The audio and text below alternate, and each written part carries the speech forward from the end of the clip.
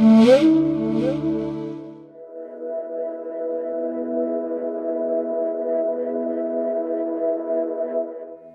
श्री राम।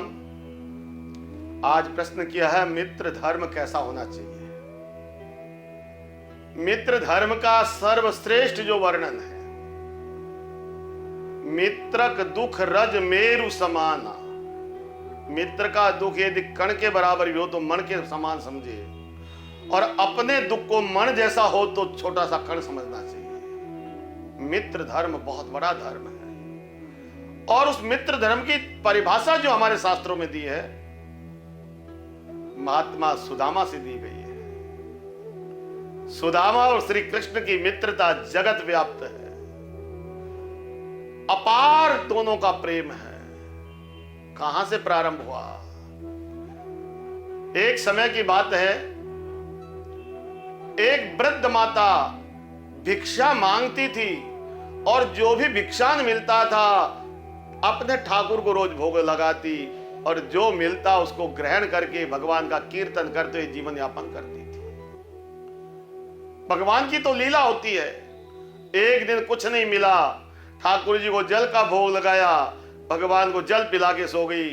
दूसरे दिन नहीं मिलाया, तीसरे दिन नहीं कुछ मिला, चौथे दिन भी कुछ नहीं मिला। शरीर सक्षमता नहीं रहा, शरीर में बल खत्म होने लगा।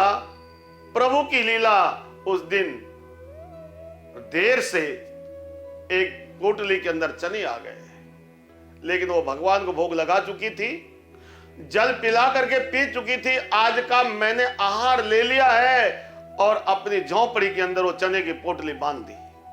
कल सुबह उठ करके यही भगवान को भोग लगाना है। सो गई रात्रि में। रात्रि काल में चोर आ गए। चोरों ने देखा इस माताजी के पास में जो पोटली बंधी हुई है, इसमें जरूर कुछ न कुछ मालताल है, इसमें जरूर कुछ रुपए पैसे हैं, सोना चांदी है, कुछ तो है ही, तभी तो इतना संभाल के रखा हुआ है। जिसके पास में जो होता है उसी को संभालता, उसके पास तो वही अन्न था। चोरों ने वो चोरी करके और भागे। चोरों को भागता हुआ किसी ने देख लिया, उनके पीछे वो भागे, तो वो भागते, चोरों की जो दौड़ने की क्षमता बहुत तगड़ी होती है, वो भाग के एक आश्रम में पहुंच गए। वो आश्रम किसी और का नहीं था, महाराज सांदीपनि ऋषि जी का था। वो सांदीपनि ऋषि वही है जिनके पास में भगवान श्री कृष्ण और सुदामा विद्या अध्ययन कर रहे थे उस समय। तो जैसे वो घुसे तो आवाज से गुरु मां का नींद खुल गई, और गुरु मां की नींद खुली तो घबराहट में वो पोटली वहीं छोड़ के भाग गए। गुरु मां प्रातःकाल उठी, रात्रि को देखा कुछ दिखाई नहीं दिया, एक पोटली उठा के रख दी, कोई देख गया होगा भक्त।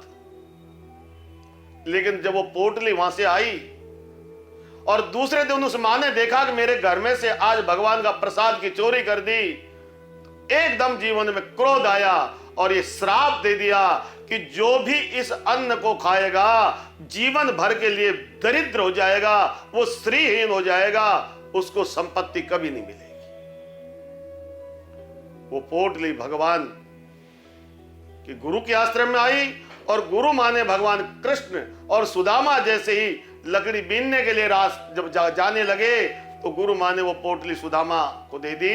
बेटा, ये आज का अन्न है, आपको जब भी भूख लगे दोनों भाई आपस में मिल बांट के खा लेना। सुदामा ब्रह्मज्ञानी थे, सुदामा साधारण भक्त नहीं थे, वेदों का संपूर्ण ज्ञान था।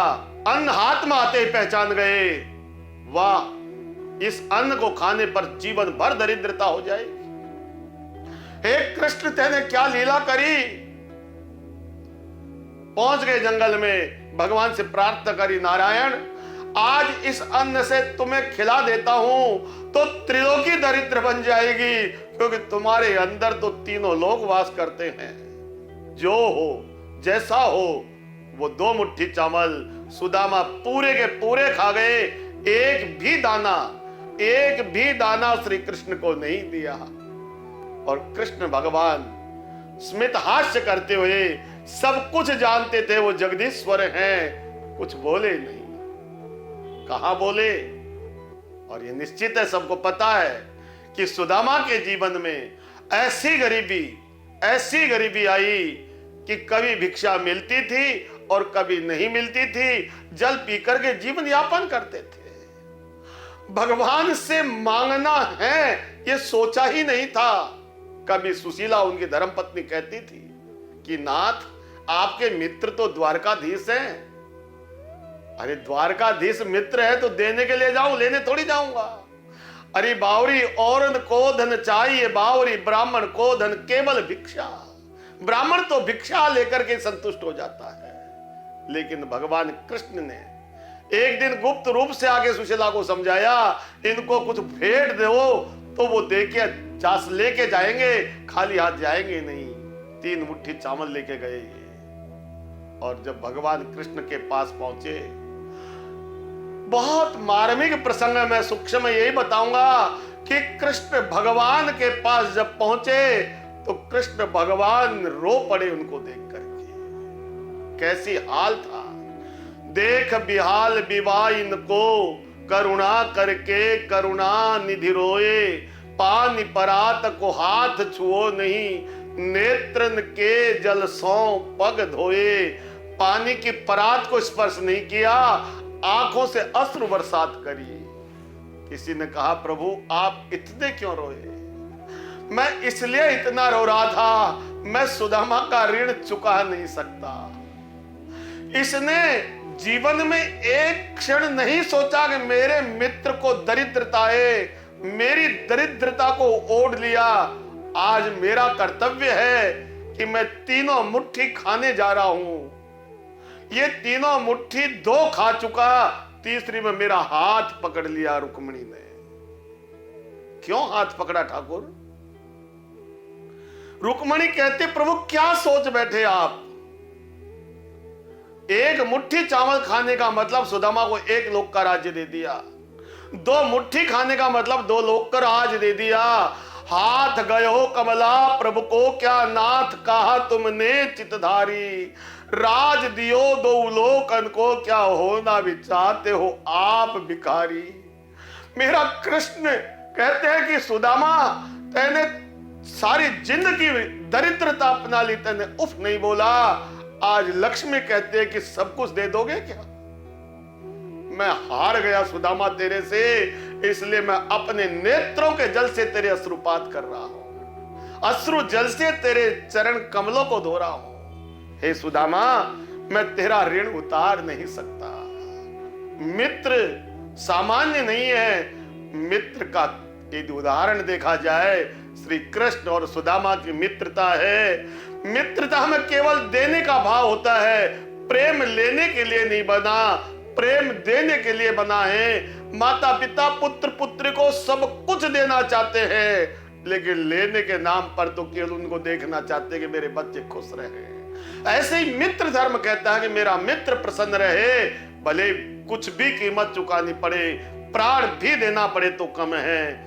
इसलिए भाई, मित्र धर्म साधारण नहीं है। मित्र धर्म वो है जो देने लेने का देत लेत मन संकन धरही, देने लेने में कभी शंका ही नहीं करता। दोस्त कहलाता है वो है। दोस्त का अभिप्राय यह है कि जिसके अंदर एक दूसरे को दोष दिखाई नहीं दे, उसको दोस्ती कहते हैं। इसलिए जीवन में मित्रता वो ऊर्जा है, कुछ पास है या नहीं है, लेकिन मित्रता मिल जाती है तो जीवन आनंद से कटता है। इसलिए साथ हमारे जीवन में हमें अवश्य एक लायक योग्य मित्र के साथ में जब व्यतीत करते समय, तो समय कटता नहीं है, आनंदित होता है। अपने जीवन में मित्र धर्म का हमें पूर्णतः निर्वाह करना चाहिए। जय श्री राम।